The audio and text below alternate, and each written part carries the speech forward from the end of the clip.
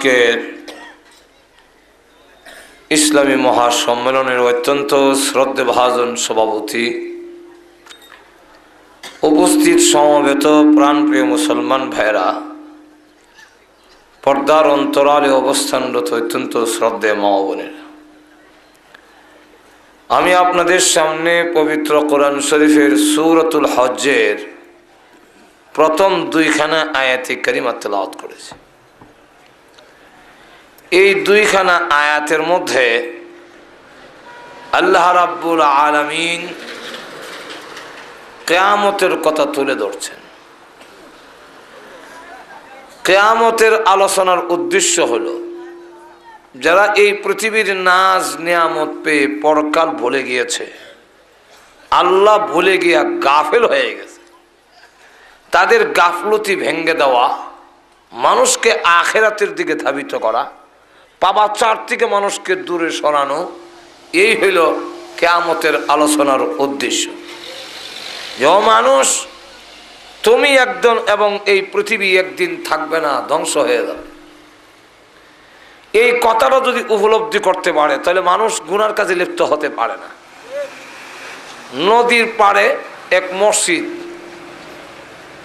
তো নদীর ভাঙ্গনে নিচের মাটি সব সরাই লয়ে গেছে, অর্ধেকটা মসজিদ এখনো আছে, আর বাকি অর্ধেকটা যে আছে নিচে তা মাটি নাই। কর্তৃপক্ষ নামাজ বন্ধ করে দিয়েছে, অন্যত্র নামাজ হয়, কিন্তু যারা নামাজ পায় না, জামাত পায় না, ওরা পরবর্তীতে এই মসজিদে এসে, যেহেতু মসজিদ আছে, নিয়ত বেঁধে ফেলে। তো আমিও গেছি, আমার ছাত্র জমানার ঘটনা, আমিও গেছি মসজিদে গিয়ে দেখি অনেকে মনে হয় আলহামদুলিল্লাহটা শেষ করতে পারছে কিনা নিয়ত ছেড়া দিয়া জুতা লইয়া দৌড় দেয়। কোন লোক দেখলাম মসজিদে গিয়া ইন্নিওয়াত জাহাতু যে ভরণ লাগে, ইন্নিওয়াত জাহাতু হইল জুতা লইয়া দৌড়। মসজিদ থেকে বাইরে খালি দৌড়া দৌড়ি, জুতা লইয়া খালি দৌড়ে। আমি ভাবলাম ব্যাপারটা কি। তো মসজিদে ঢুকে গিয়া দেখি দেওয়ালের মধ্যে লেখা, সাবধান, নিচে মাটি নাই। এই যে এতটুকু লেখা, সাবধান, নিচে মাটি নাই, এই লেখাটা কে লেখলো, লোকটা কতটুকু সত্য, কথাটা কতটুকু সত্য মিথ্যা, কোনো যাচাই বাছাই নাই। মসজিদ যদি ভেঙে নদীর মধ্যে পানির নিচে তলায়া যায়, তো আমার জিন্দিগি ধ্বংস হয়ে যাবে। এই ধ্বংসের হাত থেকে রক্ষার জন্যে সে দৌড়াচ্ছে। কে বলল সেই কথাটা জানতে চাচ্ছে না। ঠিক তেমনি হবে আমাদেরকে নবীরা বলেছেন, বিশেষ করে বিশ্বনবী রাহমাতুল্লিল আলামিন আমাদের সামনে, জাতের সামনে তুলে ধরার চেষ্টা করেছেন। ও পৃথিবীর মানুষেরা, তোমাদের দৃষ্টি শক্তি দিয়া তা দেখতেছ না, কিন্তু আমার আধ্যাত্মিক শক্তি এত বেশি, যার ফলে আমি দেখছি যে এই পৃথিবীর নিচে মাটি নাই। সাবধান, সতর্ক হয়ে যাও, কখন তোমার জীবন দশায় জাহান্নামের গর্তের মধ্যে তলায়া যাবে। অতএব তোমার জীবনকে ধ্বংসের হাত থেকে রক্ষা করো।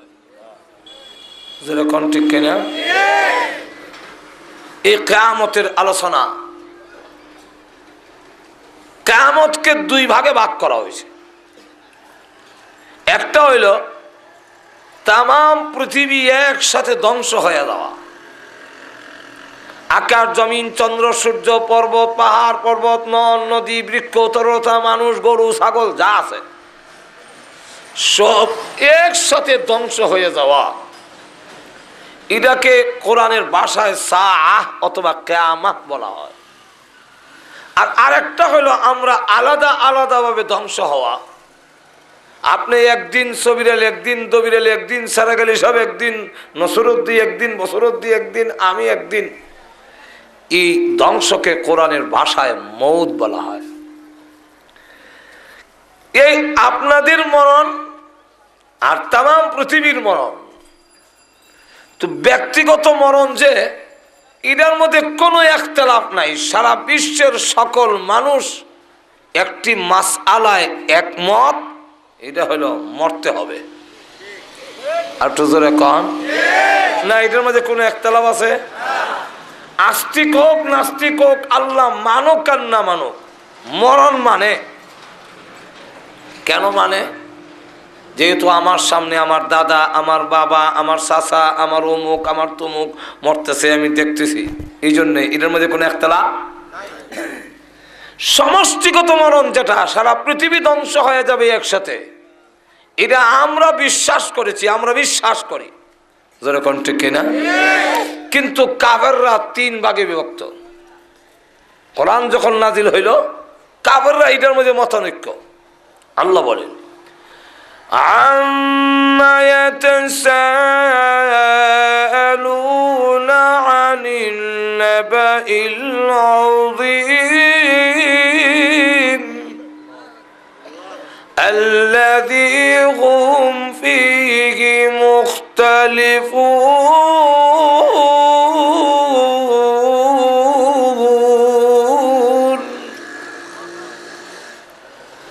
আনিন নাবাইল আযীম, নাবাইল আযীমের একটা অর্থ হলো কিয়ামত।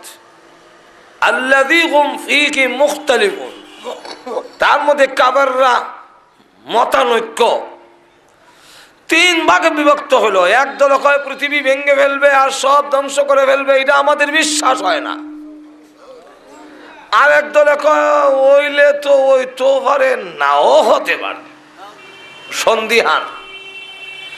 আর একদলে কয় হয় না কেন, এরকমই যদি হয় তো হয় না কেন?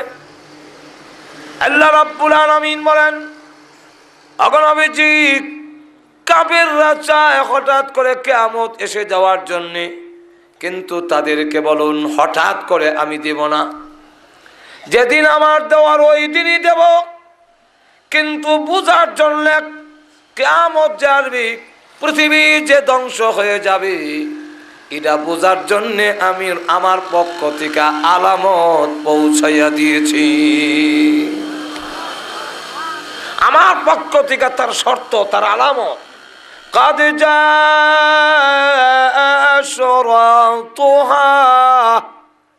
আমার পক্ষ থেকে শর্ত পৌঁছে গিয়েছে, শর্ত পাঠাইয়া দিয়েছি, এগুলা দেখে যেন বুঝতে পারে কিয়ামত যে হবে। তো আল্লাহ রাব্বুল আলামিন বলেন তাদের কথা মতো কিয়ামত দেওয়া হবে না। কিয়ামত কোন দিন সংগঠিত হবে, এর তারিখটা আল্লাহ ছাড়া পৃথিবীর কাউকে, ফেরেশতাকে, নবীকে, দুনিয়ার কোনো অলি গাউস কুতুবকে আল্লাহ কাউকে জানান নাই। এটা সম্পূর্ণ আল্লাহর হাতে। আল্লাহ রাব্বুল আলামিন কোরআনে বলেন, অসুবিধা হইতেছে না আপনাদের? আল্লাহ কোরআনে বলেন, ইয়াসআলুনাকা আনিস সাআতি আইয়ানা মুরসাহা ফীমা আনতা মিন যিকরাহা ইলা রাব্বিকা মুনতাহাহা। অগণবিজি, ইয়াসআলুনাকা আনিস সাআতি আইয়ানা মুরসাহা, আপনাকে প্রশ্ন করা হয়েছে কিয়ামত কোন দিন, আইয়ানা মুরসাহা, কোন দিন সংগঠিত হবে। তো আপনি বলে দেন ফীমা আনতা মিন যিকরাহা, এর আলোচনার সাথে কিয়ামত কোন দিন হবে তার তারিখ কওয়া, ডেট কওয়া, এটা আমার কাজ নয়, এর সাথে আমার সম্পর্ক নেই। এর সাথে সম্পর্ক হইল ইলা রাব্বিকা মুনতাহাহা, এর শেষ কোন দিন, পৃথিবী কোন দিন ধ্বংস হবে তার এলেম একমাত্র আমার রবের কাছে। যেরকম ঠিক কিনা? তাহলে আপনি কি পরের আয়াতে বলে দেয়, ইন্নামা আনতা মুযিরু মান ইয়াখশাহা। কিয়ামতের কঠিন ময়দানে পরকালে আল্লাহর সামনে দাঁড়ায় জবাবদিহি করতে হবে। এই ভয় যাদের আছে তাকে ভয় দেখানিটা হইল আমি নবীর কাজ। তাহলে এখান থেকে একটা কথা সুস্পষ্ট হয়ে গেল, আমরা দেশে আবার একদল আছে যারা মিছিল করে, নবীর খুব ভালোবাসা মহব্বত দেখায়। যেরকম ঠিক কিনা? 12 রবিউল আউয়াল আসলে, যেরকম ঠিক কিনা? আমি জিজ্ঞাসা করতে চাই, কোরআন হাদিস দলিল প্রমাণ এগুলো তো অবশ্যই আছে যে সাহাবাই কারাম হযরত আবু বকর সিদ্দিক রাদিয়াল্লাহু আনহু 2 বছর শাসন করলেন, উমর রাদিয়াল্লাহু আনহু 2 বছর শাসন করলেন, উসমান গনি হযরত আলী রাদিয়াল্লাহু আনহু মিলে তারা দেখা গেল খেলাফতের যুগ 30 বছর রইল। এই 30 বছরের ভিতরে সাহাবায়ে কেরামের এই ইতিহাস কিতাবে লেখা আছে, খেলাফতের রাশেদা নামক কিতাবই আছে। এই 30 বছরের ভিতরে কোন সাহাবীর নেতৃত্বে একটা আনন্দ মিছিল বের হয়েছে বলে কেউ আজ পর্যন্ত প্রমাণ দেখাইতে পারে নাই, পারবেও না। তাহলে আর সাহাবায়ে কেরাম যদি আনন্দ মিছিল করলো না, কারণ এটা হতেও পারে না যে বিশ্ব নবীর আগমনের তারিখ এবং বিদায় হওয়ার তারিখ একই তারিখ, আসা এবং যাওয়া, ইখতিলাফ বাদ দিলাম। 12 রবিউল আউয়াল মশহুর তারিখ যেহেতু গ্রহণ করে নিলাম, আল্লামা ইদ্রিস কান্দলবী রাহমাতুল্লাহ লিখছেন কৌলে মশহুর 12 রবিউল আউয়াল, মানলাম 12 রবিউল আউয়াল, ইখতিলাফের দরকার নাই। 12 রবিউল আউয়াল রসুলের আগমন তারিখ, অবশ্যই এটা আনন্দের। কিন্তু আবার 12 রবিউল আউয়াল যখন বিদায় হয়ে গেলেন, রসুলের বিদায় হওয়ার কোনো ব্যথা কি আপনাদের অন্তরে নাই? আর একটু জোরে কন। তাহলে রসুল যেদিন বিদায় হয়ে গেল ওই দিন আনন্দ করবে সত্যিকারের কোনো আশিক রসুল, এই তারিখটা তার আনন্দ আসতে পারে না, বরং তার অন্তরে ব্যথা আসতে পারে। আনন্দ মিছিল তারাই করতে পারে যারা বিশ্ব নবীর বিদায় হওয়ায় আনন্দিত হয়েছে। এবং আজকের পত্রিকায়ও দেখবেন, পত্রিকা ফুল্লা পৃষ্ঠায় আনন্দ মিছিলের মধ্যে তাদের যিনি প্রধান, তাকে একটা পালকির মধ্যে গাড়ির মধ্যে সাজাইয়া নবী বানাইলি সে তারে, যেমন বোঝা যায় এই নবী বিদায় হন, হে নবী হইয়া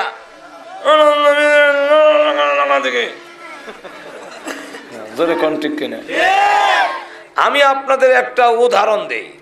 কোন এক লোকের 15 বছরের ভিতরে তার কোনো ছেলে মেয়ে হয় না, দোয়া কালাম অনেক চিকিৎসা করে, জানুয়ারির 15 তারিখ এক ছেলে হয়েছে। এখন সে খুশি কিনা? তার ওয়াইফ, বউ মানে ওয়াইফ মানে বউ আর কি, খুশি নেই? মা বাপ, শ্বশুর শাশুড়ি, 14 গোষ্ঠী, বাড়ির কুত্তা বিলাই, হেরাও খুশি। কেন খুশি? আর ডিউটি হওয়া যাইব, যেরকম ঠিক আকিকা হইব। এখন এই ছেলেটা 5 বছর পরে আবার ঘুরাইয়া জানুয়ারির 15 তারিখ মারা গেল।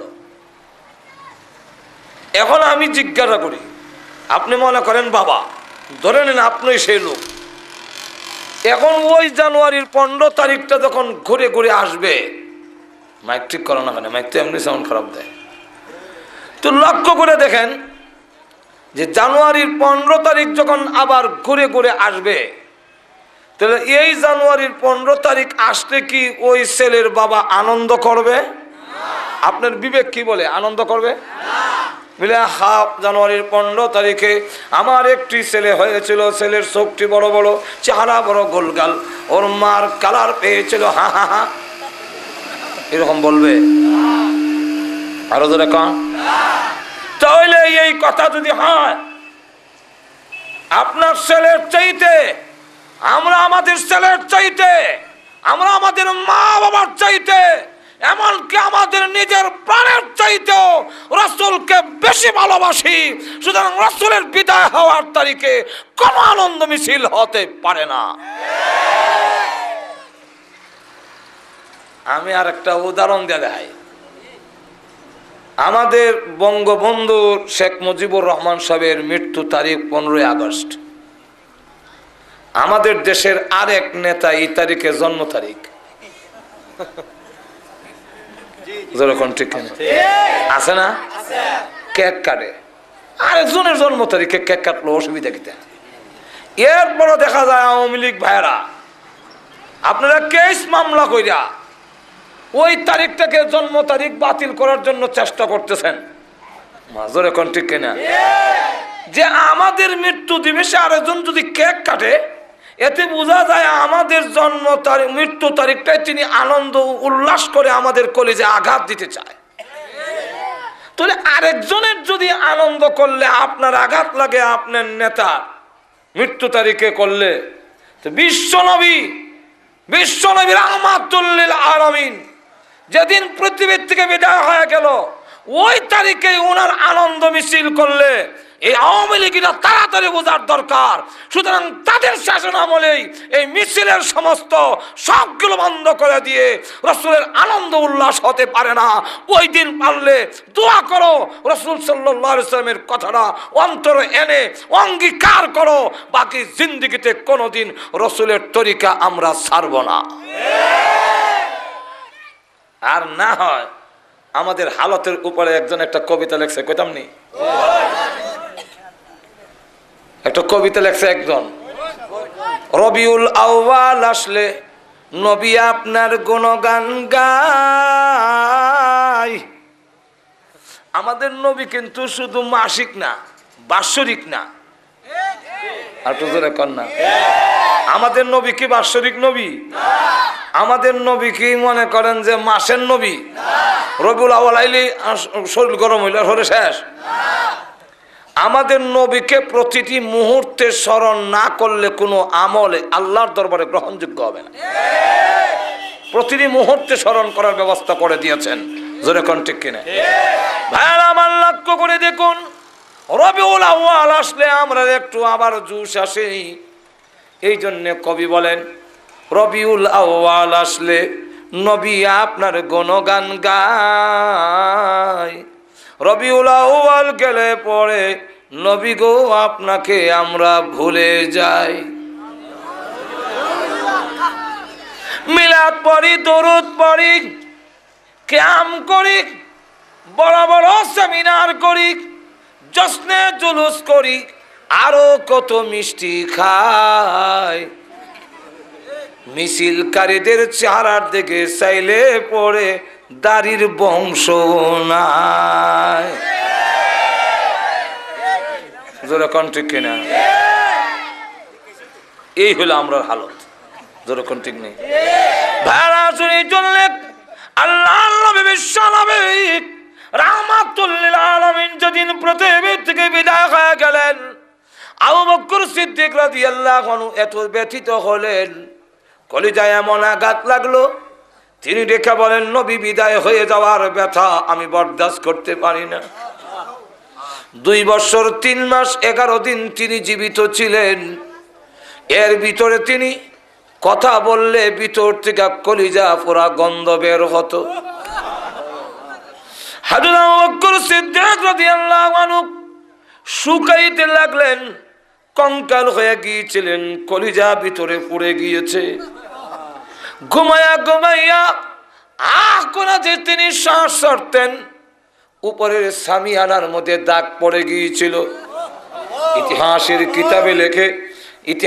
কিতাবে লেখে উপরে দাগ পড়ে গিয়েছে, আমার নবী নাই, আমার নবী নাই।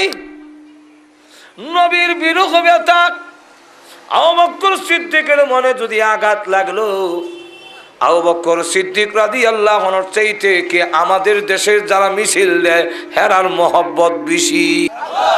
ভাইরা আমার লক্ষ্য করে দেখুন, শুধু তা না, নবীজির কলিজার টুকরা সন্তান, অন্যের কথা বাদ দিলাম, নবীজির কলিজার টুকরা সন্তান যিনি আল্লাহর নবী দাওয়াতের কাজে গেলে হযরত খাদিজাতুল কুবরা রাদিয়াল্লাহু আনহা পৃথিবীর থেকে বিদায় হওয়ার সময় কান্দে।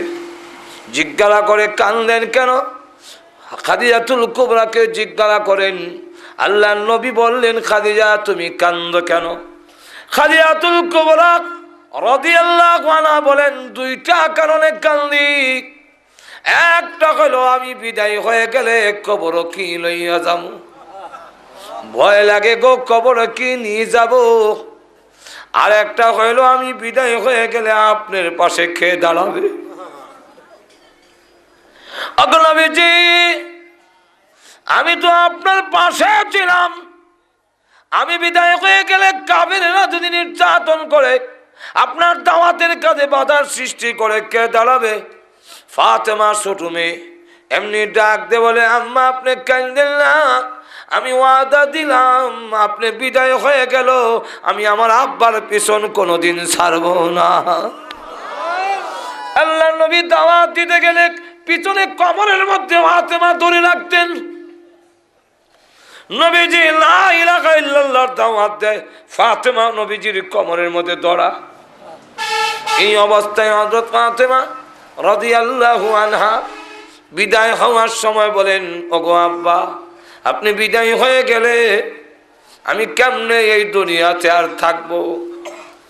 আব্বা, আমার যে মা নাই, ভাই বোন কাউলাই, আপনি বিদায় হয়ে গেলে আমি কার কাছে যাব? কে আমাকে প্রভুত দিবে? আমার চুলায় আগুন ধরে না, হাসান হুসেন কান্দে, তখন আমি কি দিব? আমি কাকে কার সামনে নিয়ে হাজির করব? আল্লাহর নবী বলেন, মা, আমি জোরে কথা বলতে পারি না, তোর কানটা দেখ, আমার টুডের উপরে আমি বলবো। টুডের উপরে রাখলে পরে ফাতেমা রাদিয়াল্লাহু আনহার কানে আল্লাহর নবী বলেন, মা গো, কান্দিস না, আমি পৃথিবীর থেকে বিদায় হওয়ার পরে তোমার বেশি দিন কষ্ট করতে হবে না। কবরের জগতে সর্বপ্রথম আমার পরিবার এবং আমার সাহাবীদের থেকে সর্বপ্রথম তোমার সঙ্গে আমার দেখা হবে। হযরত ফাতেমা রাদিয়াল্লাহু আনহা কিছু সময়ের জন্য মুস্কি হাসি দিলেন, কিন্তু রাসূল বিদায় হওয়ার পরে এই বিরহ ব্যথায় যে তিনি শুয়ে পড়লেন, এই যে বিছনায় শুইলেন, 4 মাস মতান্তরে 6 মাস হযরত ফাতেমা রাদিয়াল্লাহু আনহা বিছনায় শুয়েছিলেন, আর উঠতে পারেন নাই।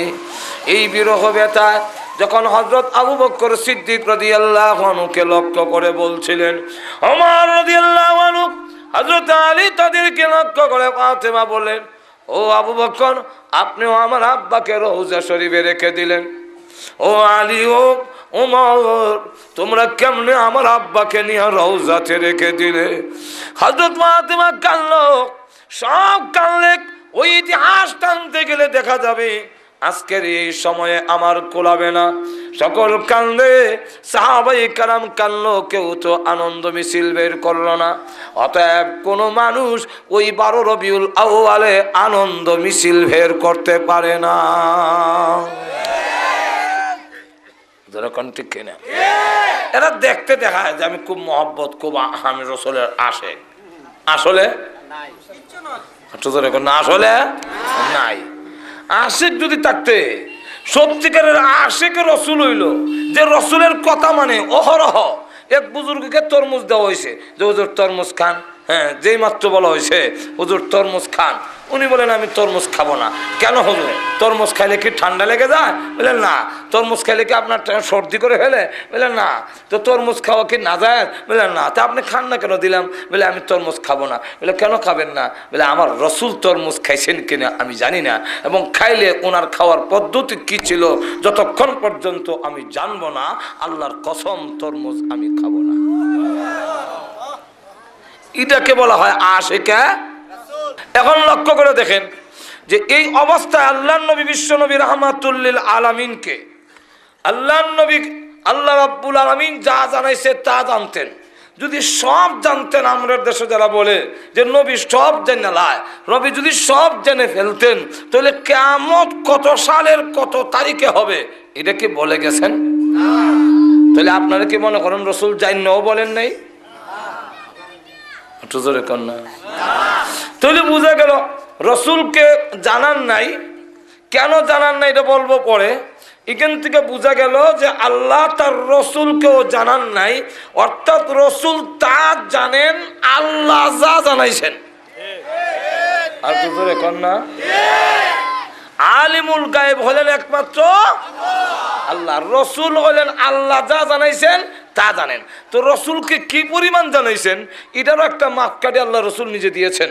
রসুল বলেন উতিতু ইলমান মিনাল আউয়ালিন ওয়াল আখিরিন, আমার আগে যত মানুষ দুনিয়াতে এসেছে এবং আমার পরে যত মানুষ দুনিয়াতে আসবে, সকলের জ্ঞান, মেধা, এলেম যদি এক জায়গায় একত্রিত করা হয়, যা হবে এর থেকে বেশি এলেম আল্লাহ আমাকে দান করছেন। কিন্তু সব জানার নাই। আয়াতগুলোর দ্বারা তো বুঝলাম। মুসলিম শরীফও আছে, মেশকাত শরীফও আছে। উমর ইবনুল খাত্তাব থেকে বর্ণিত হাদিস, এবং এই হাদিসে জিবরাইল নামে সকলের কাছে পরিচিত, খুব মশহুর হাদিস। জিবরাইল আলাইহিস সালাম একজন মুসাফিরের বেশে রসুলের সামনে আসছেন, এসে বসলেন নামাজের সুরতে, উরুতে হাত রেখে, আর প্রশ্ন করেন।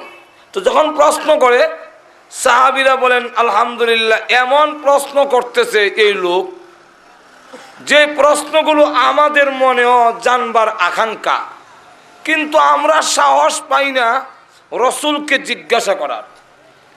আর এই গ্রাম্য একজন লোক আসছে, দেখা যায় ওনার দ্বারা প্রশ্নের মাধ্যমে আমরাও জানার সুযোগ হয়েছে। আলহামদুলিল্লাহ, ভালো হয়েছে। এর কারণ অনেক সময় উস্তাদের গুরুত্ব বুঝছে, ছাত্র উস্তাদরে অনেকটা প্রশ্ন করতে পারে না, ভয় হয়। আর গ্রামের লোকেরা, গ্রামের অনেক লোক আছে যে গ্রামের লোকেরা আইন কানুন বুঝতো না, হুজুরে উল্লে হল্লা জিগায় এলায়। এক হুজুর হাদিস পড়াইতেছে, তো একজন সাধারণ গ্রামের লোক গিয়া কয়, হুজুর এটা লাউ লইয়া গেছে যে হযরত কদু কার অঙ্গা। আচ্ছা, হাদিস পড়াইতেছে, এই ফাঁকা থেকে জিগাইবার একটা কথা নেই যে লাউটা কইতই তো হযরত কদু কাহারা অঙ্গা। হুজুরের রাগ উঠতেছে, ওইটা কয় ম্যারেজ শের পর রাখ দাও আমার মাথার তো, যেমন হয়েছে মাথার তো কদু নিয়ে মাথা চুইতেছে। হুজুর আইসা দিয়ে তার সাথে আইন দেখাইয়া লাভ নাই। তুই এখন এইভাবে উল্টা উল্টা প্রশ্ন করলে উনি করতারে, কিন্তু রসুলরা তো আমরা জিগাইতাম পারি না। তো প্রশ্ন করছে, আখবিরনি আনিল ইসলাম, ইসলাম কারে কয়, ব্যাখ্যা দিন, একটু বর্ণনা দিন। রসুল বর্ণনা দেওয়ার পরে এই আগন্তুক লোকটা যখন বলে সাদাক্তা, আপনি ঠিক বলছেন, সাহাবীরা চোখ উল্টায় কয়, হ্যাঁ ঠিক বলছেন, কয়তে তো জানে। জোরে কোন ঠিক কেনে? প্রশ্ন করা জানার জন্য খুব সওয়াব, জানার জন্য প্রশ্ন করা খুব সওয়াব। জানার জন্য একটা মাসআলা জানার জন্য ওই ইমাম সাহেব হুজুরের দরজার সামনে গিয়ে আপনি দাঁড়াই রইলেন, একটা ঘন্টা যদি অপেক্ষা করেন ইমাম সাহেবের কাছ থেকে একটা মাসআলা জানবেন, কাবাগরের হজরে আসওয়াদ পাথর সামনে রেখে শত শত বছর দাঁড়ায় থাকলে যে সওয়াব হইতো, এর চাইতে বেশি সওয়াব দেওয়া হয়। জানার জন্য প্রশ্ন করা সওয়াব, কিন্তু আটকাইবার জন্য প্রশ্ন করা হারাম। আর তো জোরে কোন কেন? আটকাইবার জন্য যে প্রশ্ন করা হয়, এটার মতলব খারাপ থাকে। কি মতলব? মতলব তাকে হুজুর রে বেইজ্জত করতো, যাকে প্রশ্ন করেছে তাকে আটকানি হলে উদ্দেশ্য আটকাইয়া বেইজ্জত করতো। সুতরাং কাউকে আটকানির উদ্দেশ্যে প্রশ্ন করা হারাম, জানার উদ্দেশ্যে প্রশ্ন করা সওয়াব। এখন ওনার কথার দ্বারা বোঝা যায় ঠিক কইছেন, তে তো বোঝা যায় জানে, জান না প্রশ্ন করে। সাহাবায়ে কেরাম বলেন ফা আজাবনা, আমরা অত্যন্ত আশ্চর্য হয়ে গেলাম। পরে দেখি এই লোকটা প্রশ্ন করতে করতে যাচ্ছে, এক জায়গায় গিয়ে প্রশ্ন করলেন আখবিরনি আনিস সাআ, কিয়ামত। আখবিরনি আনিস সাআ আই মাতাস সাআ, কিয়ামত কোন দিন সংঘটিত হবে এটা একটু বলেন তো দেখি। আল্লাহর রসুল কিন্তু চিনে ফেলছেন। আল্লাহর রসুল বলেন মাল মাসউলু আনহা বিআলামা মিনাস সাইল, প্রশ্নকারী যেমন জানে না কিয়ামত কোন দিন হবে, যাকে প্রশ্ন করা হয়েছে উনিও জানেন না কিয়ামত কোন দিন হবে। কথা হইলে কিছু আলামত বলেন, তো আলামত বলছেন। এরপরে যখন চলে যাচ্ছেন রসুল বলেন ইয়া উমারু, এ উমর আতাদরি মানে সাইল, প্রশ্নকারীকে চিনছো? হযরত উমর বলেন ওয়াল্লাহু আ'লাম ওয়া রাসূলুহু, আল্লাহ এবং তার রাসূল ভালো জানেন। এমনি, কারণ সাহাবীরা জানলেন না জানলো কইতো আল্লাহু আ'লাম ওয়া রাসূলুহু, আল্লাহ এবং তার রাসূল ভালো জানেন। তখন কইল যে আতাকুম জিবরাইলু ইউআল্লিমুকুম দীনাকুম, জিবরাইল এসেছিলেন তোমাদেরকে দিন শিখাইয়া গেলেন। যিনি এসেছিলেন তিনি কে? জিবরাইল আলাইহিস সালাম। তো জিবরাইল আলাইহিস সালাম আল্লাহর খুব নৈকট্য ফেরেশতা। আল্লাহ কথা বললে জিবরাইলের সাথে বলেন, আল্লাহ কোনো মানুষের সাথে ডাইরেক্ট কথা বলেন না, আল্লাহ কোনো ফেরেশতার সাথে ডাইরেক্ট কথা বলেন না, সাধারণ ফেরেশতার সাথেও কথা কয় না। কোনো কিছু হইলে জিবরাইলরে কয়া দেয়, জিবরাইল সব কয়। এখন জিবরাইল হলো নৈকট্য ফেরেশতা, এই হাদিসের দ্বারা বুঝলাম জিবরাইলও জানেন না কিয়ামত কোন দিন হবে, যেরকম ঠিক কিনা। আচ্ছা, আরেকটু আগাই, সামনের দিকে যাই, আরেকটু অগ্রসর হইয়া গিয়া দেখি জিবরাইল তো জানেন না, যিনি সিংহায় ফু দিব উনি জানেন। ওনার নাম কি? আর একটু জোরে কন। আল্লাহর নবী বিশ্বনবী রাহমাতুল লিল আলামিন মেরাজের রাত্রিতে উর্দা ভ্রমণে যখন গেলেন, সকল ফেরেশতার হালত বিশ্বনবীর সামনে তুলে ধরা হলো। কোন ফেরেশতা কোন অবস্থায় আছে সবগুলো নবীর সামনে তুলে ধরলেন। হঠাৎ করে বিরাট বড় একটা মূর্তির সামনে পড়লো, এত বড় এই তামাম পৃথিবীর সমান হইল লৌহে মাহফুজের একটা প্লেট, যেখানে কোরআন আমরা সবের ছবি আছে। কোন ভাতারা কোন সময় জ্বরবে, কোন আপনার ধানের ধান দানা যা আছে মাটির তলে পড়বে, কোন সময় কোনটা মাটির তল থেকে উঠবে, সব লৌহে মাহফুজের মধ্যে লেখা একটা প্লেট। এই প্লেটটা রাখছে কোথায়? তাফসীরে ইবনে কাসিরের মধ্যে লেখেন ইসরাফিল আলাইহিস সালামের দুই চোখের ব্রুজে আছে, এটার মাঝখানে যে ফাঁক জায়গাটা আছে ওইখানের মধ্যে লোহে মাহফুজটা ফিট করে রাখছে। তামাম পৃথিবীর সমান যদি কপালটা হয় তাহলে চেহারা কত বড় আর শরীর কত বড়। এখানে একটা প্রশ্ন হয় যে ইসরাফিলের কপালও রাখলেন কেন? কোরআন শরীফ যে বোর্ডও লেখা এটা ইসরাফিলের কপালও কেন, জিবরাইলের কপালে রাখলেন না? সুবিধা আছে রসুলের কাছে নাজিল করার সময় এখান থেকে দিলে তো এটা কইতাম নি। তাফসীরের কিতাবে লিখছেন আল্লাহ যখন বললেন وَإِذْ قُلْنَا لِلْمَلَائِكَةِ اسْجُدُوا لِآدَمَ فَسَجَدُوا إِلَّا إِبْلِيسَ।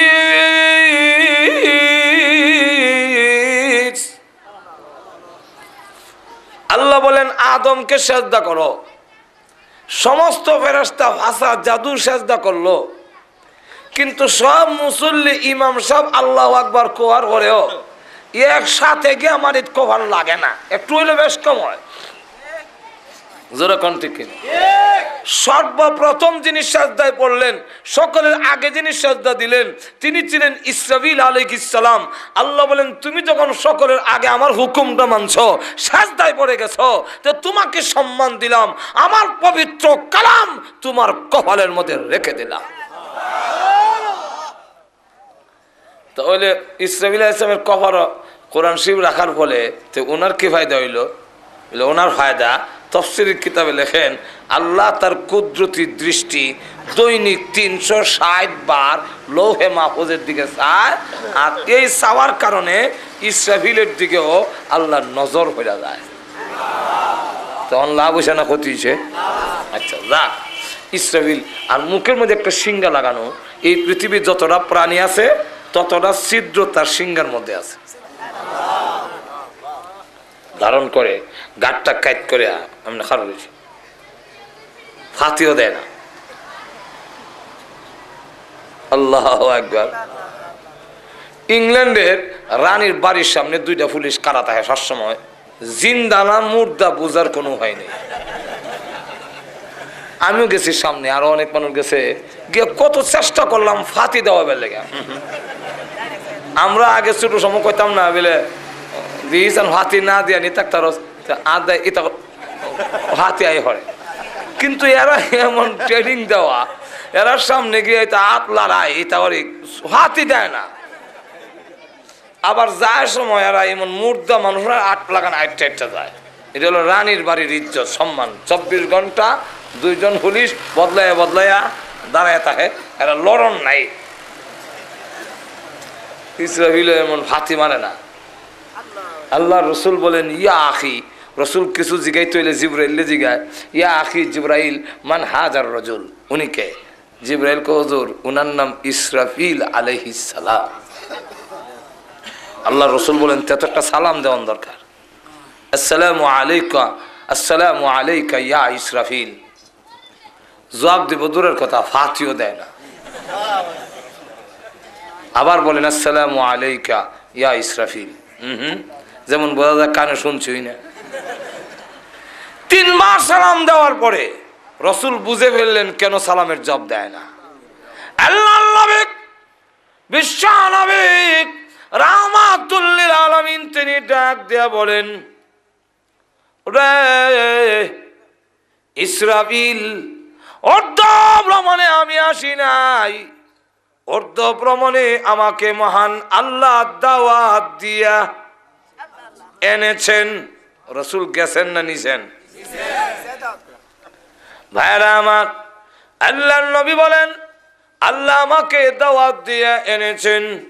কেউ কাউকে দাওয়াত দিয়ে আনলে রাগ থাকলেও রাগ দেখায় না।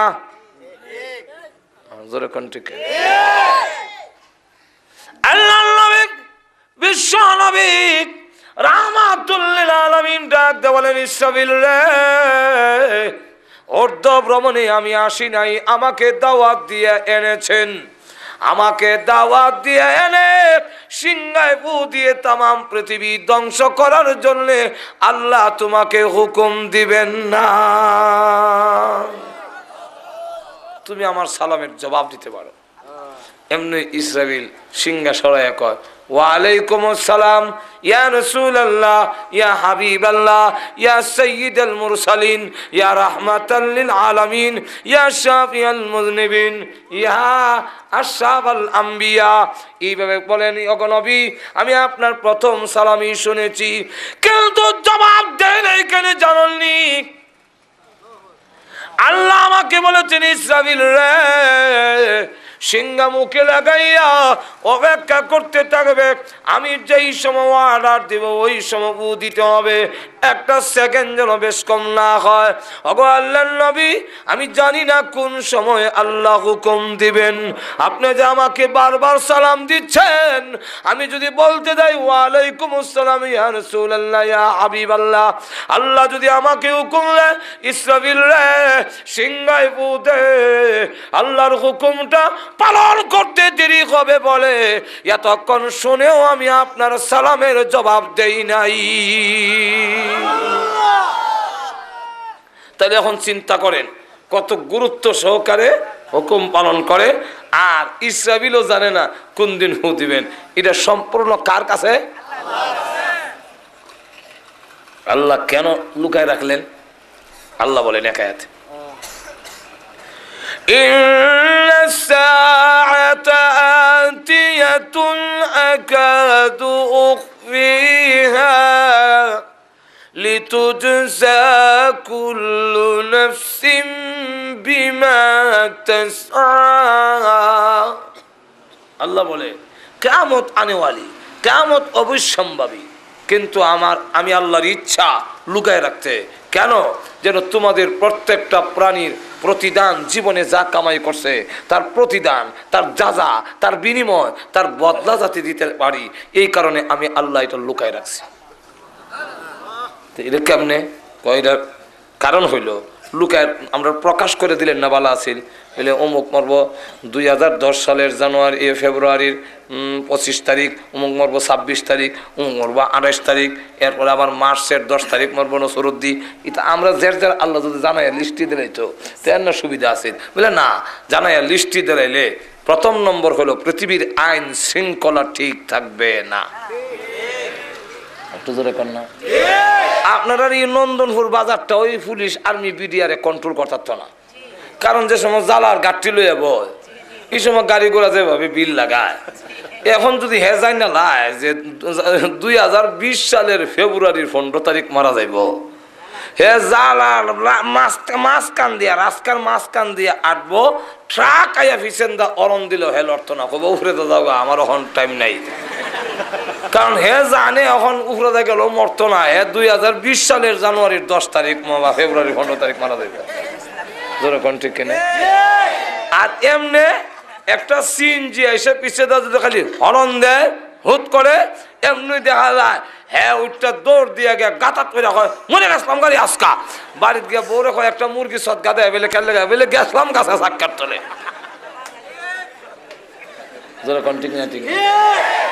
গেল এক বিশেষ মধ্যে করণ যেত না যাইতাম সরাইল এখানে হইলো আসল পয়েন্ট হইলো আজকে সরাইল এইখানে হ্যাঁ টিউনু সাহেব এবং উপজেলার চেয়ারম্যান সব পয়সা রয়েছে জানেন তো একটু উত্তপ্ত এখানে কথার জন্যে এখানে একটু উত্তপ্ত ভাব না এর লেগে এখানে যাওয়ান লাগে তো আপনার একটা সাইডে আবার এখানে যাইতাম অত বেশি সম্মতন যেত না আর এখনো অত বেশি দেয় না আপনার যে শেষে খাওয়ানোর পরে যে ফিন্নি আছে না এইটা একটুই দেয় মনে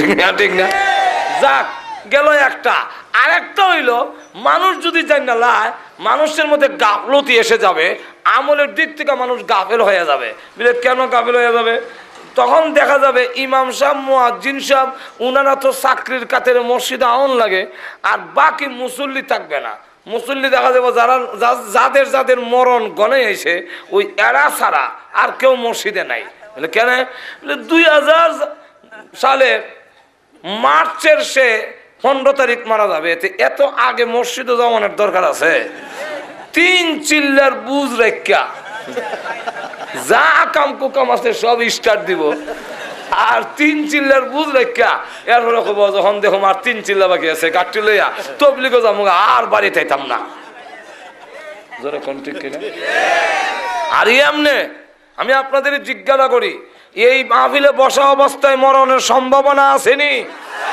খালি আমার না আপনারারও সব মৃত্যুর সম্ভাবনা আছে কি নাই আমি আজকের এই রাষ্ট্রটা আমার জীবনের শেষ মাহফিল হতে পারে ওয়াজ শুনতে শুনতে মানুষ মারা যায় জোরে কোন ঠিক কিনা একই মাহফিলে ওয়াজ করলাম আমি এবং শেখ দিগলবাগি কিন্তু আমি কোন থেকে উঠলাম শেখ দিগলবাগি আর উঠলেন না জোরে কোন ঠিক না ঠিক না একই মাহফিলে দুইজনের ওয়াজ হইলো আমি ওয়াজ করে আহিয়া রাত্রে আবার ঘুমাইলাম সকালে উঠলাম আর দেখা গেল হুজুর তো আর উঠলেন না তাহলে আমি আজকের এই মাহফিল জীবনের শেষ মাহফিল হতে পারে আর তুজরে কর না আমিও জানতাম না যে আর ওনার সাথে দেখা হইতো না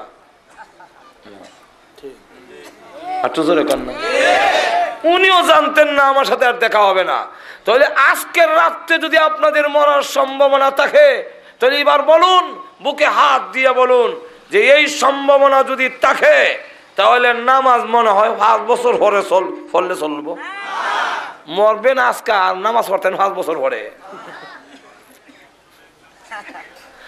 আজকে যদি মরার এই কথাটা যদি অন্তর থেকে বলে থাকেন তাহলে আজকে রাইতে আমার মরার সম্ভাবনা সুদ কি আরো 10 বছর খাইয়া ছাড়বেন না এখন থেকে ছাড়ার দরকার আর তো জোরে কর না আপনি কি জিনা আরো 10 বছর কইরা ছাড়বেন বুঝলা কইরা লই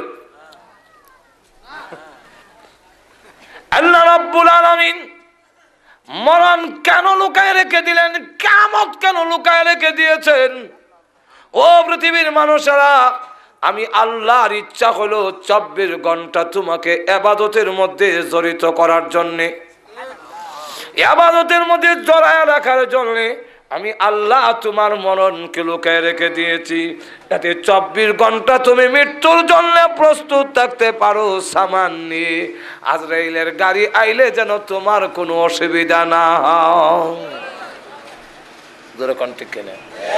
একটা উদাহরণ দিই তুই আপনারা বুঝে ফেলবেন দেব উদাহরণ একটু জোরে কন এক লোক মনে করেন চিটাগাং যাবে আপনার নন্দনপুরের এক লোক গিয়া ট্রেন ধরবে ট্রেনে যাবে চিটাগাং টিকিট তো আগে কারণ লাগে না পরে আগে ব্যাগের ভিতরে 3-4 দিন থাকবে সুতরাং লঙ্গি গামছা এটা তো কিছু নিতেইব না নেওয়া লাগবে না এই ব্যাগটা কি গাড়িতে উঠতে গিয়ে নেওয়ার লাগে পারবেন না আগে আগে এরপরে আপনি কিছুদিন এখানে থাকতে গেলে তো কিছু টাকা পয়সার দরকার এটা সাথে লোন লাগতো না এটা কি গাড়ি একজনে কবেন কই ও ছবির আলী আমার ছেলেরা কই আসন 500 টাকা লই আইতো কবে আগে লইয়া যান লাগবো গিয়া সব করে রেডি করে ব্যাগ সাথে রাখা টিকিট কাটটা ব্রাহ্মণবাড়ি স্টেশনে বসছে স্টেশন মাস্টারে জিগাইল ট্রেনটা কই আছে খবর নাই নাই এরকম এমন জীবনের ঘটনা নাই? আমি তো নিজেই তো মানে দেখা হইতাছি। মাস্টার সাহেব, চিটাঙ্গের গাড়িটা ঢাকার থেকে যেটা আইব চিটাং এটা বা সিলেট থেকে, হ্যাঁ সিলেট থেকে তো যাবো আখড়া দিয়া, তো ঢাকার থেকে যেটা আসবে এটা কখন আসবে, কই আছে, কই এখনো খবর হয়েছে না।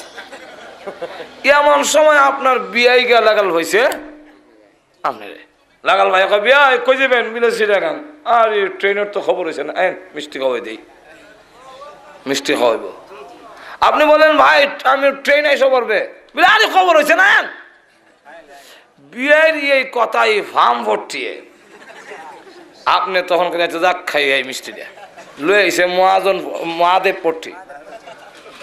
আচ্ছা মহাদেব পট্টি বাদ দিলাম, রয়ে এসে আপনার না না ওই যে মোড়টা কালীবাড়ির মোড়, কালীবাড়ির মোড় আছে, মিষ্টি খাওয়াই দেই। এখন কালীবাড়ির মোড় আয় যখন মিষ্টি দিয়ে আর আইবার সময় ভাবলো যে এই গাঠটি কই লইয়া আবার মিষ্টির দোকানে দিতাম, এটা তো হয়ে গেছে এক চাউলের দোকান, আর টিকেটটা তো হচ্ছে ফানের দোকান। আর সে আইসে কালীবাড়ির মোড় মিষ্টি হয়তো। এখন মিষ্টি যখন সামনে দেওয়া হয়েছে তখন কাটা চামচ দিয়ে মিষ্টিটা গুতা দিয়া মুখের কাছে আনছে, এমনি শুনে উইশাল শোনা যায়। এখন যেই মাত্র গাড়ির উইশাল শুনে এখন মিষ্টি আর মুখে না দিয়া কবি এখন মিষ্টি আছে গাড়ি কই, আমি কই, ব্যাগ কই, টিকেট কই। এখন একবার উঠে একবার দরজা আছে, একবার আইরে এখন কি করি, জোরে কোন ঠিক কিনা? ঠিক তেমনি ভাবে আজরাইলের গাড়ি কোথায় আছে সব লোকে রেখে দিয়েছে রে পৃথিবীর মানুষ। যাবি তুই কবর হইয়া, হাসরের মাঠ হইয়া, জান্নাতে তোর যেতে হবে তোমার পারি। তুমি এখান থেকে টিকিট কেটে প্রস্তুত থাকো, আজরাইলের গাড়ি কোথায় আছে তোদেরকে জানাইলাম না, জানলে কিছু গাফলতি এসে যাবে, যাতে প্রস্তুত থাকতে পারো। যদি কবরের টিকিট থাকে, হাসরের মাটির সামান থাকে, আজরাইলের গাড়ি আইলে তোমার হতাশা হওয়ার দরকার পড়বে না। আর যদি সামান না থাকে, আজরাইল আইলে তোমার হতাশার সীমা থাকবে না। হযরত বিলাল রাদিয়াল্লাহু আনহু সামনে এসে আজরাইল, আসসালামু আলাইকুম ইয়া বিলাল, সালাম দিয়েছে। আল্লাহ আপনাকে সালাম দিয়েছেন।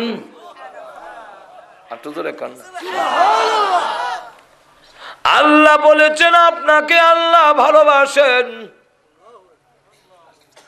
আল্লাহ ভালোবাসবেন না কেন? বেঈমান কাফেররা ব্যত্রাঘাত করে উনি জোরে জোরে আল্লাহু আহাদ বলে। হযরত আবু বকর সিদ্দিক রাদিয়াল্লাহু আনহু বলেন, জোরে কইস না, কাফেররা বেশি মারবো। উনি বলেন বলবো না। একদিন দুই দিন তিন ওয়াদা করেছে, কিন্তু তিনি আল্লাহু আহাদ বলে আবার ওয়াদা করে বলবো না। আবু বকর সিদ্দিক রাদিয়াল্লাহু আনহু বলেন, বিলাল আমার সাথে ওয়াদা করো, কিন্তু আবার জোরে জোরে আল্লাহু আহাদ বলো কেন? আস্তে বললি হয়। এমনি বিলাল বলেন, হ্যাঁ আবু বকর সিদ্দিক, ওই বেঈমান কাফেররা যখন আমাকে ব্যত্রাঘাত করে আর আমি আল্লাহু আহাদ বলি, তখন এত মজা, এত মধুর লাগে। ওই বেঈমান কাফেরদের নির্যাতনের কষ্ট আমি বিলাল আর ঠার পাই না।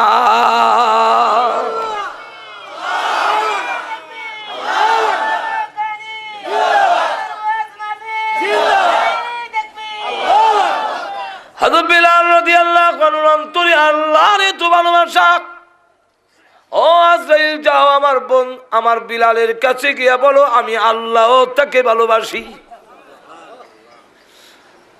আজরাইল আলাইহিস সালাম বলেন, ও বিলাল রাদিয়াল্লাহু আনহু, আল্লাহ আপনাকে ভালোবাসেন, এই কারণে আবার বললেন না যে আগামী বৈশাখ মাস হয় না, রেডি হয়ে যান, রূহ বের করা হবে। হযরত বিলাল রাদিয়াল্লাহু আনহু বলেন, না, রেডি হওয়ার সময় দেওয়ার আমার দরকার নাই, কারণ তুমি জানো না আজরাইল মুসলমান, খাঁটি মুসলমান তার নাম যে মৃত্যুর জন্য 24 ঘন্টাই প্রস্তুত থাকে। এখন আমাকে সময় দিতে হবে না, আমি রেডি আছি। তবে ওই বেঈমান কাফেররা আমাকে যখন মারতো, আমি মনে করতাম আজকের এই দিন আমার জীবনের শেষ দিন, আজকে আমার জীবন শেষ হয়ে যাবে। এই বলে আমার জীবন শেষ, শহীদ হয়ে যাব। কিন্তু শাহাদত বরণ করা আমার কপালে নাই, আমার ভাগ্যে নাই, শহীদ হতে পারি নাই। তাই এখন আপনার কাছে দরখাস্ত, আল্লাহ রসুল বলেছেন, আল্লাহ যাকে ভালোবাসেন মরণের সময় যদি কোনো দরখাস্ত করে, ওই দরখাস্ত পূরণ না হইলে আজরাইল তার গায়ে হাত লাগায় না। আজরাইল, আমার আকাঙ্ক্ষা আমি এখন এমন ভাবে মরব, আমি আল্লাহর গোলাম, আল্লাহ আমার মনিব, আমি আল্লাহর কুদরতি পায়ের মধ্যে সেজদা দিয়ে পড়ে থাকব, আর তুমি আমার রূহ বের করবে। আমি এখন 4 রাকাত নামাজের নিয়ত বানবো। প্রথম রাকাতে রূহ বের করুন, হাত দিও না। দ্বিতীয় রাকাতে হাত দিও না। তৃতীয় রাকাতে হাত দিও না। চতুর্থ রাকাতের প্রথম সেজদায় হাত দিও না। শেষ সেজদায় যখন পড়ব, আল্লাহর কসম করে বলি, রূহ বের না করা পর্যন্ত আমি বিলাল আর জমিন থেকে মাথা উঠাবো না। আমার রূহ বের করে। আল্লাহ রাব্বুল আলামিন বলেন, আজরাইল বিলালের দরখাস্ত মঞ্জুর হয়ে গেছে। সাজদারত অবস্থায় ওনার রূহ বের করা হলো। তাহলে 24 ঘন্টা মৃত্যুর জন্য যাতে প্রস্তুত থাকি, আল্লাহ এই কারণে আমাদের মরণটাকে লুকে রেখে দিয়েছেন।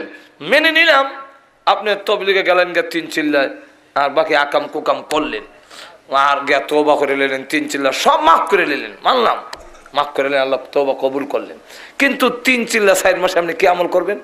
ঘুষ ছাড়ো, নাচ গান ছাড়ো, মদ ছাড়ো, সব জিনা ছাড়ো, সব বেপরদা ছাড়ো, সব ছেড়ে দিয়া নামাজ পড়ো, দাড়ি রাখো, টুপি লাগাও, পাঞ্জাবি লাগাও।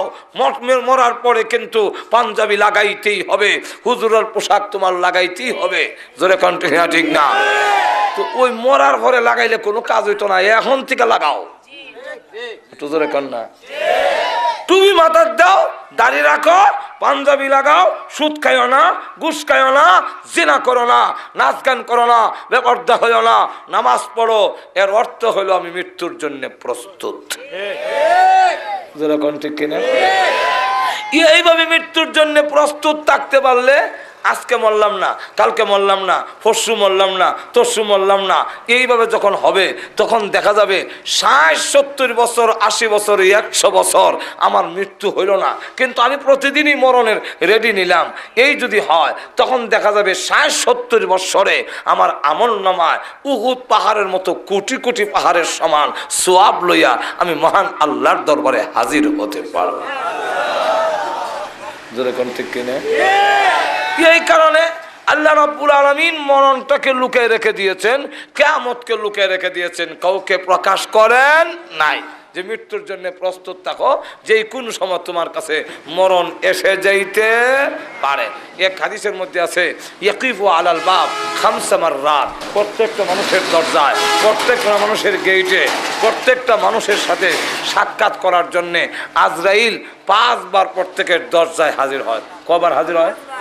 আর তো ধরে কন, আজকেও আজরাইল আমার সাথে 5 বার দেখা হয়েছে, আপনাদের সাথে 5 বার দেখা হয়েছে।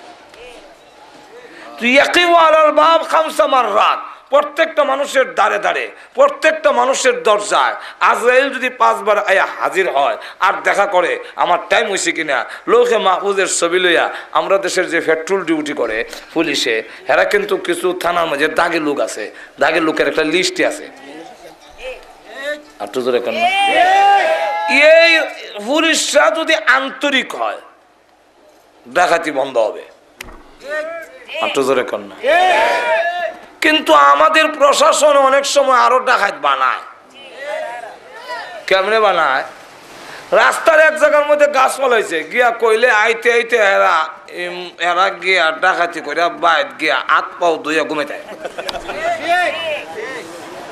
পরে যায় একটা দুঃসারে বেলে গিয়া গিয়া এখানে তাবালিং দিয়ে আরেক বেটা বাড়িছিল পেশাব করতো, সেই বেটা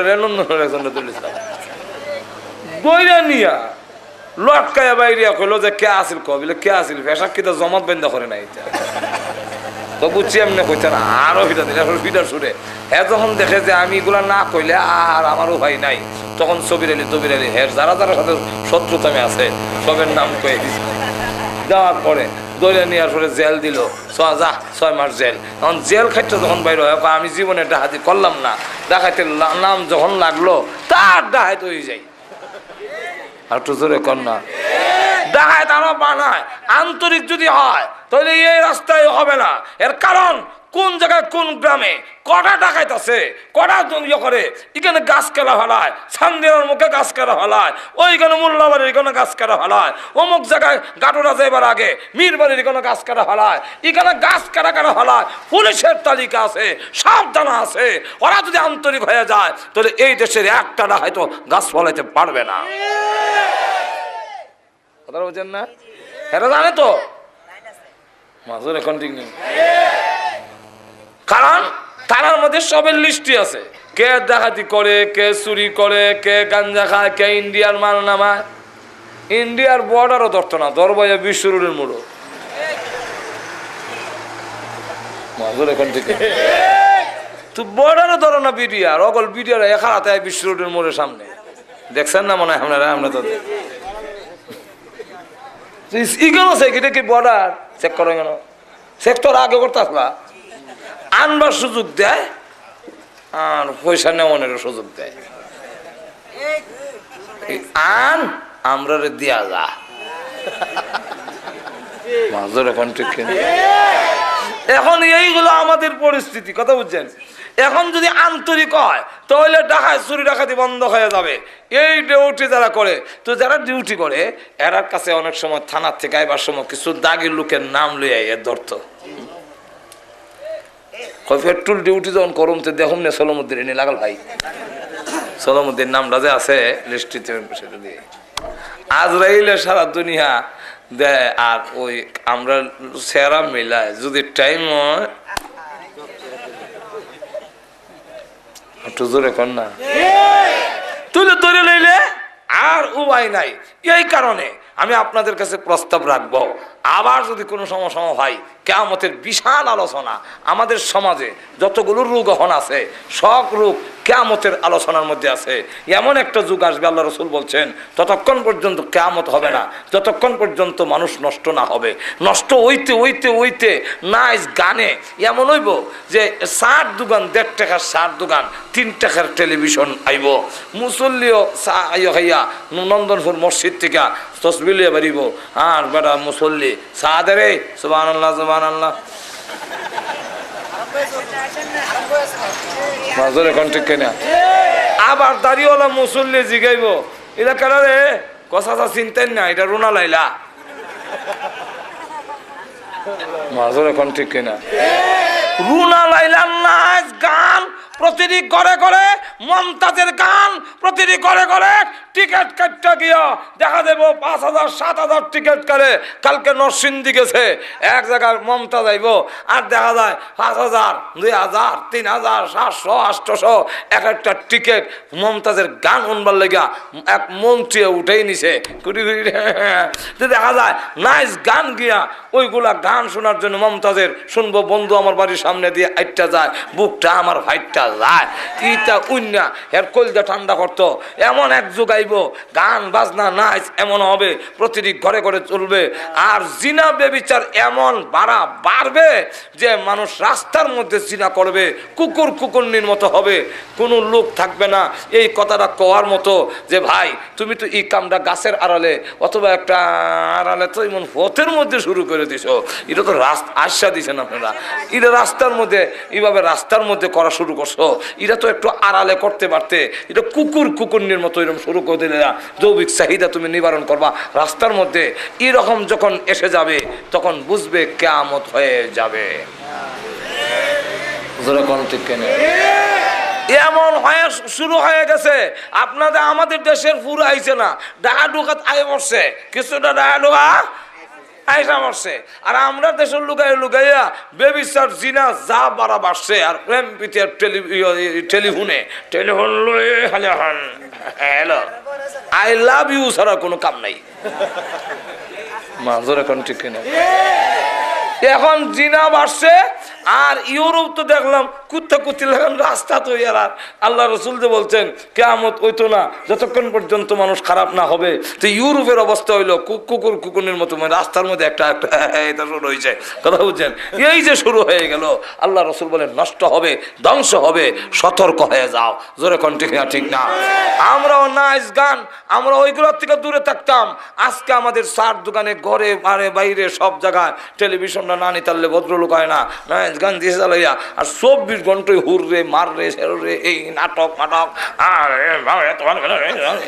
এইটা খালি আল্লাহ কান কোন নষ্ট দিন নষ্ট কলম নষ্ট জোরে কন্টিনিউ ঠিক না আল্লাহ আমাদের সকলকে এগুলার থেকে বাঁচার তৌফিক দান করুন সকলে বলেন আমিন আমাদের অত্যন্ত শ্রদ্ধেভাজন জামিয়া ইউনুসিয়ার সৌযোগ্য মুহাদ্দিস আপনাদের এলাকার কৃতি সন্তান হ্যাঁ হযরত মাওলানা শামসুল হক সব দামাত বরকাতুহুম সাত্তানের হুজুর এখন আখিরে মুনাজাত করব দুরূদ শরীফ পড়ি আল্লাহুম্মা সাল্লি আলা সাইয়্যিদিনা মাওলানা মুহাম্মদ ওয়া আলা আলিহি ওয়া আসহাবিহি ওয়া বারিক ওয়া সাল্লিম আস্তাগফিরুল্লাহ ইন্নাল্লাহা গফুরুর রহিম আলহামদুলিল্লাহ ربنا ظلمنا أنفسنا وإن لم تغفر لنا وترحمنا لنكونن من الخاسرين ربنا اغفر لنا ولوالدينا رب ارحمهما كما ربياني صغيرا رب ارحمهما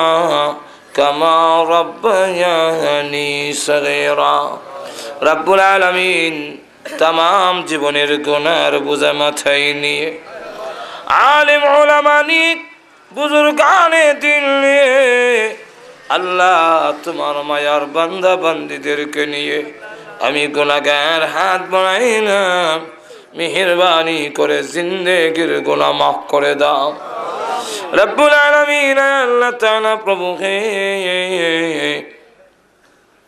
জানি না আজকের এই মুনাজাত কার জন্যে জানি জীবনের শেষ মুনাজাত আল্লাহ কত মানুষ ঘুমায় আর ওঠে না কত মানুষ ঘর থেকে বের হয় আর ঘরে ফিরে আসেন আল্লাহ জানি না আজকের এই মুনাজাত কার জন্যে জীবনের শেষ মুনাজাত আল্লাহ জানি না কার জন্যে কাফনের কাপড় দোকানে জমা হয়ে গেছে আল্লাহ মৃত্যু আসার আগে আগে মেহেরবানি করে আমাদের জিন্দেগির গুনাহ মাফ করে দাও আল্লাহ আমরা যে উদ্দেশ্যে তুলেছি প্রত্যেকের নেক আশা পূরণ করে দাও আল্লাহ আমাদের মধ্যে যারা অসুস্থ আছেন আল্লাহ সুস্থ করে দাও আয় আল্লাহ তাআলা প্রভু আমাদের আওলাদগুলো সন্তানগুলোকে নামাজি দিনদার বানায়া দাও আল্লাহ যাদের সন্তান নাই নেককার সন্তান দান করো আল্লাহ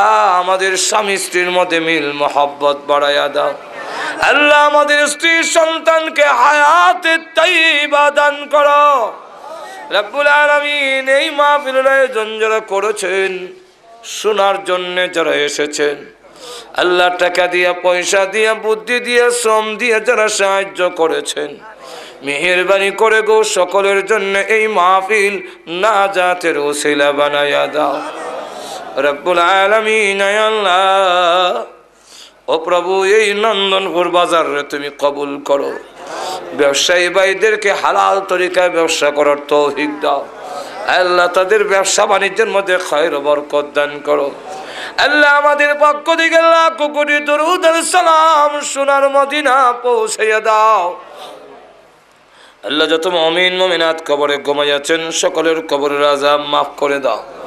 বিশেষ করে আমরা যারা হাত বানাইলাম জানি না গো কার মালাই কার বানাই আল্লাহ, মার কবরে আযাব দিও না আল্লাহ। মার কবরকে জান্নাতের বাগান বানাইয়া দিও আল্লাহ। আব্বার কবরে আযাব দিও না আল্লাহ। মা বাবার কবরকে জান্নাতের টুকরা বানায়া দাও আল্লাহ। আমাদের উস্তাদ পীর মাশায়েখ যারা দুনিয়াতে নাই আল্লাহ, ব্রাহ্মণবাড়িয়ার বড় হুজুর তো আর নাই আল্লাহ। মুফতি সাহেব হুজুরও বিদায় হয়ে গেলেন আল্লাহ। শেখে দিগলবাগি সৈয়দি ওয়া মুর্শিদি আল্লাহ দিগলবাগি রহমাতুল্লাহ আলাইহি আর নাই আল্লাহ। আমরা মুরব্বিহীন, আমরা ছায়াহীন হয়ে যাচ্ছি আল্লাহ। মেহেরবানি করে উনাদেরকে জান্নাতের সর্বোচ্চ মর্যাদা দিয়ে দাও রব্বুল আলামিন। আমাদেরকে আল্লাহ উনাদের পথে কোরআন সুন্নাহকে অনুসরণ করার তৌফিক দাও রব্বুল আলামিন। আয় আল্লাহ, আমাদের সকলকে মক্কা মদিনা বারবার জিয়ারত করার তৌফিক দাও। মরণের সময় ঈমানের সাথে মরণ দিও আল্লাহ। যেদিন মরণ দাও ঈমানের সাথে মরণ দিও আল্লাহ। জুমার দিনে নামাজের সিজদার মধ্যে মালাকুল মউত পাঠাইয়া দিও। ربنا تقبل منا إنك أنت السميع العليم وتب علينا إنك أنت التواب الرحيم آمين آمين برحمتك يا أرحم الراحمين.